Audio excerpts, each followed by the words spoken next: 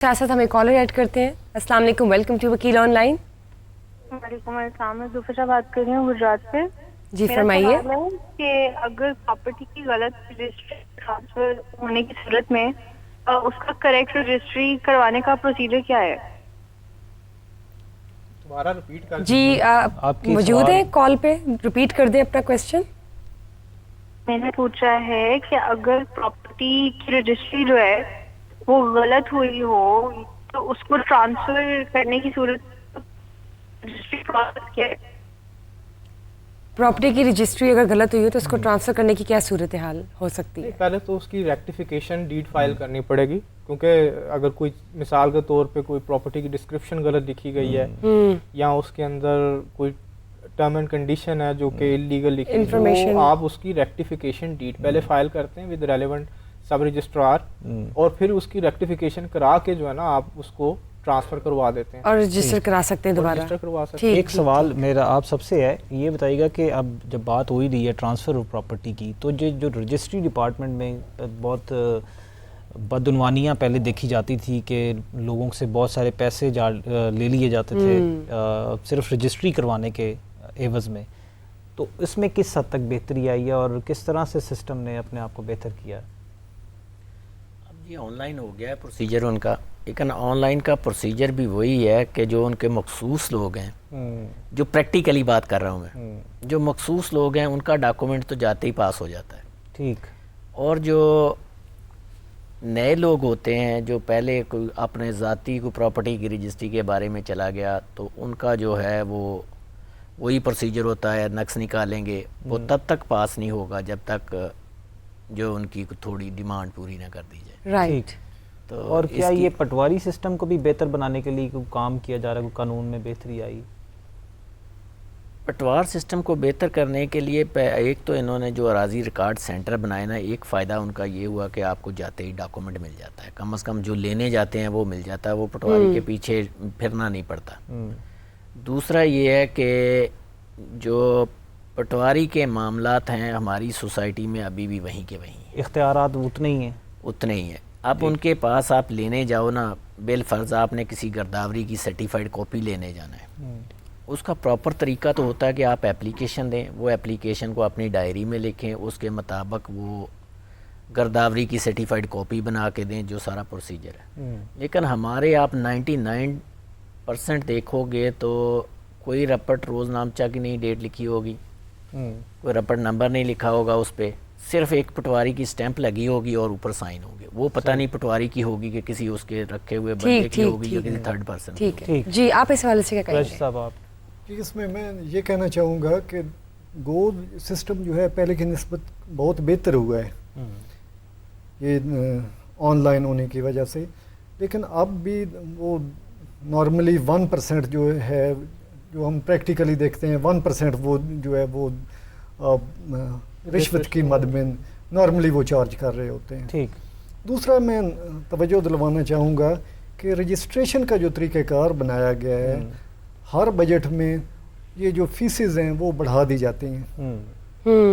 इसकी वजह से एक जो है मिडिल क्लास या लो मिडिल क्लास फंस जाता है, उनको जो है वो और डिफ़िकल्टीज होती हैं, बजाय इसके कि रजिस्ट्रेशन का अमल बहुत ज़्यादा हो, अगर फीसेस कम हो, रेवेन्यू भी जनरेट हो, इस वजह से भी लोग जो है वो आगे जो है वो रजिस्ट्री वगैरह या वो उस साइड पे नहीं जाते, सिर्फ एग्रीमेंट कर लेते हैं। ठीक। ताकि वो जो है वो बर्डन उन पे ना हो। यहाँ पर एक सवाल पैदा होता है, जब बजट की बात आती है तो सुना ये था कि FBR को भी इख्तियारात दे दिए गए हैं कि जो असेसमेंट होगी प्रॉपर्टी की मालियत की, उसकी सेल परचेज़ के अंदर, जो पहले तो वो DC रेट के हवाले से रजिस्ट्रियाँ होती थी और मामला तय पाते थे, लेकिन अब FBR को भी एक्सेस दे दी गई और इख्तियार दे दिया गया कि वो खुद इंडिपेंडेंटली उसकी जो मार्केट वैल्यू है वो असेस करेंगे, उसके हिसाब से टैक्स लगेगा। इसमें कोई आगाही? FBR वाला मामला भी आता है, उसमें इशू यही आ जाता है कि एक बंदे ने बेचारे ने 2 मरले प्रॉपर्टी खरीदी है, वो भी कोई किस्तों में। अब जब वो लिखवाने पे जाएगा तो वो पहले अपने आप अपना NTN लेगा, अगर उसने वो जो है रजिस्ट्रेशन की फीसेस में कुछ रायत लेनी है तो फिर वो जब उसे बताया जाता है कि आपको हर साल फिर नोटिसेज आने हैं और आपको जो है हर साल रिटर्न जमा करवानी होती है, तो इसकी वजह से भी एक खौफ की फ़ज़ा होती है। ठीक। तो इसमें कुछ ऐसा तरीक़ेकार होना चाहिए कि ये जो है लो इनकम वाले वो अगर वो नहीं भी NTN लेते तो उनके लिए सहूलत पैदा की जाए। तो मैं आप बताइएगा कोई FBR के वाले से कितनी एक्सेस है उनकी प्रॉपर्टी इश्यूज़ में? प्रॉपर्टी इश्यूज़ में अब तो उन्होंने टैक्सेस के बारे में जो मैंने आज देखा कि रिटर्न के बारे में उन्होंने लिखा हुआ था कि जी अगर 3% है, अगर लेट रिटर्न भेजता तो 6% टैक्स देगा, अगर नॉन फाइलर है तो वो 10%। और एक और चीज़ आ रही है कि जो शख्स 6 साल से पहले अपनी प्रॉपर्टी जो उसने ख़रीदी है और उसको बेचेगा तो उसको अगर वो नॉन फाइलर है तो 45% तक टैक्स भी देना पड़ता है। बिल्कुल, नॉन फाइलर पे तो ज़ाहिर है फिर टैक्स है। नॉन नया टैक्स आया 45%, बहुत ज़्यादा है 6 साल से पहले अगर वो बेचेगा तो। ये कंटिन्यू करेंगे, लेकिन मैं चाहूँगी हमें कॉलर ऐड कर लें, काफ़ी देर से हॉल्ड पे। जी अस्सलाम वालेकुम, वेलकम टू वकील ऑनलाइन। जी मैं मोइन बात कर रहा हूँ जलम से। जी फरमाइए। जी मेरा सवाल ये है कि मैं मकान लिया है किराए पे, 1 साल का एग्रीमेंट किया है, तो अभी 2 महीने हो गए और मालिक मकान कह रहा है कि आप ना कार खाली करें। तो मैं नौकरी पेशा बंदा हूँ, पहले ये डीलर को भी मैंने पैसे दिए, आपको पता है, उनका भी दे के ऊपर शिफ्टिंग पे भी बहुत खर्चा आता है। तो ये सारे मामला करके अभी वो 2 महीने बाद कह रहे हैं कि आप ना जी खाली करें, और मैं बहुत परेशान हूँ, मुझे कोई इसका हल बताएं। ये वही सवाल है जो हम पहले कर चुके हैं। प्लीज कॉन्ट्रैक्ट पे एग्रीमेंट का प्रॉब्लम ये है कि जिस तरह के रेंट के अंदर ख़ास तौर पे जो हमारा पंजाब रेंटेड प्रेमिसेस एक्ट है ना 2009 का, उसके अंदर जो है ना वो हर रेंट डीड को रजिस्टर्ड कराना लाजमी है। ठीक है। अगर तो ये अनरजिस्टर्ड है ना तो पहले तो ये पिटीशन फाइल कर सकते हैं रेंट ट्रिब्यूनल के पास, जो कि सिविल कोर्ट में, ठीक है, जो रेंट की कोर्ट है। अब उसके अंदर ये चीज़ है कि उनको जितना भी कराया है, अब इसके अंदर उन्होंने जाहिर सी बात है कुछ सिक्योरिटी भी दी होगी, बिल्कुल, और उसके हवाले से जो है ना वो रेंट भी पे कर रहे होंगे।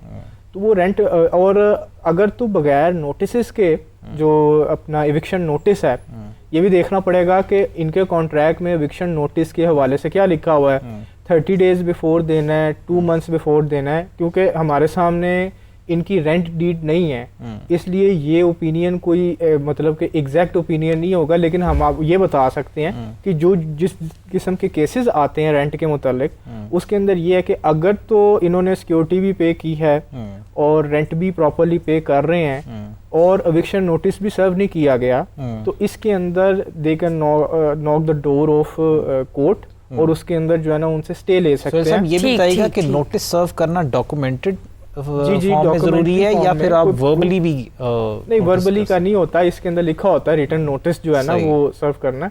तो जो रिटर्न नोटिस है वही सर्व किया जाता है, जो बेसिकली इविक्शन नोटिस जिसे हम कहते हैं। यही से कॉलर ऐड करते हैं। जी अस्सलाम वालेकुम, वेलकम टू वकील ऑनलाइन। अस्सलाम जी, उबैद रहमान सुलेमानी अब्टाबाद से बात कर रहा हूँ। जी फरमाइए।